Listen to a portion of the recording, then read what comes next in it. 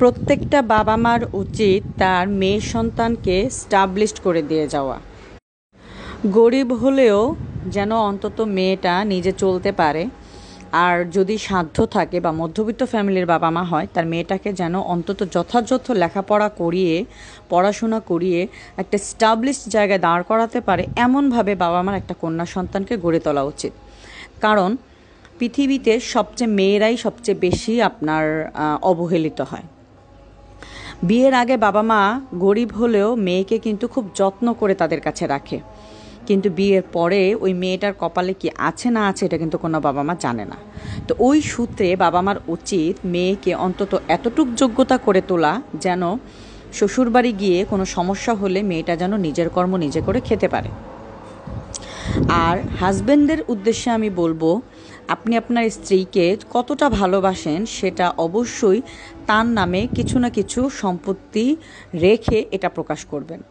কারণ আপনার অগোচরে আপনার শ্বশুরবাড়ির মানুষজন কিন্তু আপনার স্ত্রীকে তেমন ভালোবাসে না, আপনার পরিবারের মানুষজন কিন্তু আপনার স্ত্রীকে তেমন একটা ভালোবাসে না। এটা আপনি বুঝেন বা না বুঝেন, এটাই কিন্তু বাস্তবতা, এটা আপনাকে বুঝতে হবে। স্বামী মারা যাওয়ার পরে একটা স্ত্রী একদম অসহায় হয়ে পড়ে এবং শেষ বয়সে তাকে সম্পূর্ণ তার সন্তানের উপর ডিপেন্ডেন্ট হতে হয়। আপনি স্বামী হিসেবে আপনার যতটুকু সাধ্য, আপনি যদি আপনার স্ত্রীর নামে অল্প কিছু সম্পত্তি অথবা কিছু জায়গা যদি তার নামে লিখে দিয়ে যান, অন্তত শেষ বয়সে সে তার নিজের মতো জীবনটা কাটাতে পারে। একটা কথা মনে রাখবেন, মেয়েদের নিজস্ব বলতে কিছু নেই।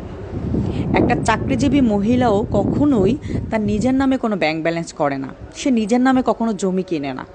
সে সারাটা জীবন দিয়ে যায় তার শ্বশুরবাড়ির মানুষজনের জন্য, তার বাবা মায়ের জন্য, তার সন্তানদের জন্য। আর যেসব ফ্যামিলিতে কোনো ভাই নেই, শুধু বোনেরা, তারা কিন্তু সব সময় তার শ্বশুরবাড়ি প্লাস বাপের বাড়ি দুইটাতেই তাদের দেখাশোনা করতে হয়। অনেক মেয়েরা তো অনেক লেট করেও বিয়ে শাদী করে, যেসব ফ্যামিলিতে বড় ভাইয়ের ছায়া নেই বা বাবা নেই। তো এসব ক্ষেত্রে দেখা গেছে যে সব সময় মেয়েরা কিন্তু একটু বেশি অবহেলিত হয়। তো আমি শুধু এতটুকুই বলবো আজকের ভিডিওতে, যে প্রত্যেকটা বাবা মার উচিত সাধ্যমতো মেয়েটাকে স্টাবলিশড করে দিয়ে যাওয়া। আর যদি আপনাদের সাধ্য থাকে তাহলে মেয়ের নিজের নামে কিছু দিয়ে যাওয়া, অন্তত যে সে যেন এটা তার নিজের ইচ্ছে মতো রাখতে পারে, তার নিজের করে রাখতে পারে। আর প্রত্যেকটা স্বামীকেও আমি এই কথা বলবো যে আপনারা আপনার স্ত্রীর নামে সাধ্যমতো যতটুক পারেন, যা পারেন কিছু দিয়ে যাবেন।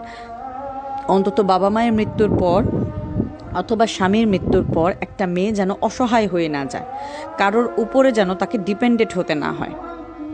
ভিডিওটি কেমন লাগলো অবশ্যই কমেন্ট করে জানাবেন। ধন্যবাদ সবাইকে শুভ দুপুর, আল্লাহ হাফেজ।